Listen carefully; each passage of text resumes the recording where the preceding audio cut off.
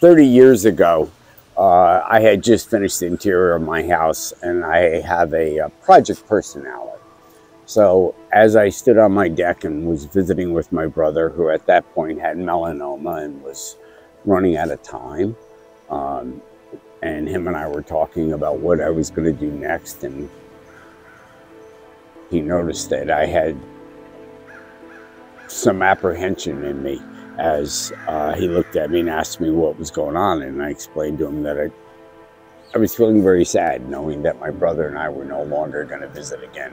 Next year this time, he was not going to be with me.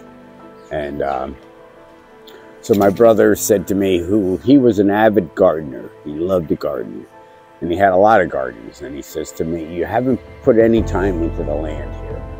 Why don't you and I put in some gardens? And these gardens will be perennials, and you'll come and take care of these gardens. And next year when they come up, I reassure you," he says, "that they will help heal you. And I know you well enough that you'll nurture these gardens." So he says, "Let's do this." And him and I put in 3 gardens that year. And he explained to me that some of us are perennials and some of us are annuals. He was an annual, and he was going to leave early. He passed away at 36. So that was the beginning of me starting the sanctuary, not realizing that the gardens were going to lead to other elements that you see when you visit the sanctuary.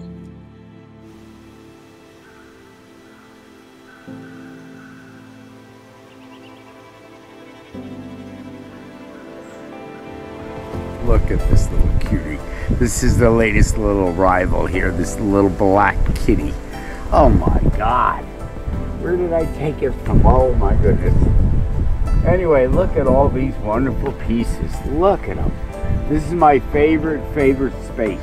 Not really, but it truly is one of my favorite spaces because people put so much thought into what comes here and what is living in this space. It's just amazing. Oh, look at this.